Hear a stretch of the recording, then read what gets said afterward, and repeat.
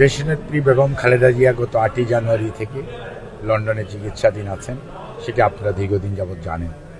এবং উনি আল্লাহর অশেষ মেহেরবানিতে এবং আপনাদের সবার দোয়ায়, চিকিৎসকদের প্রচেষ্টায়, সর্বোপরি আমাদের সবারই যে ঐকান্তিক আকুতি এবং দোয়া এবং চেষ্টা, তারই ফলশ্রুতিতে এখন পর্যন্ত আলহামদুলিল্লাহ আগের চেয়ে ওনার শারীরিক অবস্থা অনেকটা স্থিতিশীল আছে।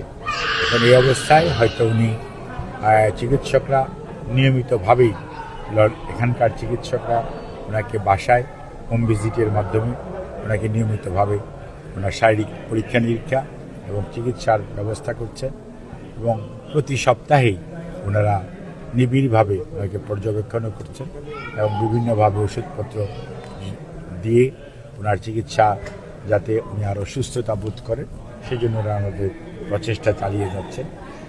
কাজে এই অবস্থায় উনি ওনার চিকিৎসার যে দিকটা সেটা তো উনি মোটামুটি আলহামদুলিল্লাহ ভালোই করছেন। অন্যদিকে মানসিকভাবে উনি দীর্ঘদিন পরে প্রায় 6.5-7 বছর হয়ে গেছে, প্রায় 7 বছর পরে উনি ওনার ছেলে, দলের ভারপ্রাপ্ত চেয়ারম্যান জনাব তারেক রহমান এবং ওনার সহধর্মিণী ডক্টর জুবাইদা রহমান এবং মরহুম আরাফাত রহমান কোকর সহধর্মিণী শামেলা রহমান এবং জাহিয়া রহমান, ওনাদের 2 মেয়ে এবং জনাব তারেক রহমান এবং জুবাইদা রহমানের অত্যন্ত যোগ্য সন্তান ব্যারিস্টার জাইমা রহমান, তাদেরকে সাথে পেয়ে মানসিকভাবে অনেকটা আগের চেয়ে বেশি সুস্থ আছেন। টানা 7মবারের মতো বেস্ট টিস্যু পেপার ব্র্যান্ড হিসেবে স্বীকৃতি পেয়েছে বসুন্ধরা টিস্যু। এবং এই মানসিক সুস্থতাই ওনার শারীরিক সুস্থতাকে আরও বেশি বাড়িয়ে দিচ্ছে এবং ইনশাআল্লাহ আপনারা দোয়া করবেন।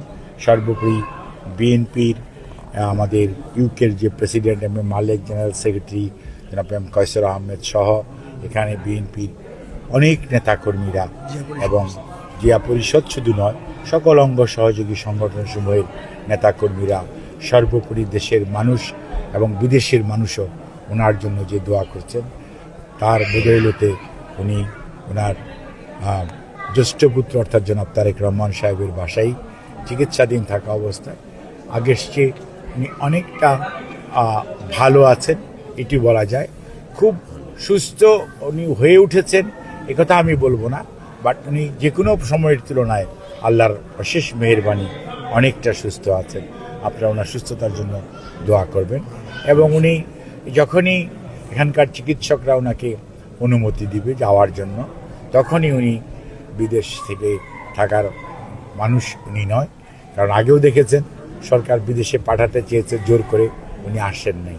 উনি বলেছেন বিদেশে আমার কোনো প্রভু নাই, হয়তো বন্ধু আছে, এবং উনি দেশের মানুষকে ভালোবাসেন এবং খুব শীঘ্রই চিকিৎসকরা যখনই বলবেন উনি দেশে ফেরত যাবেন ইনশাআল্লাহ।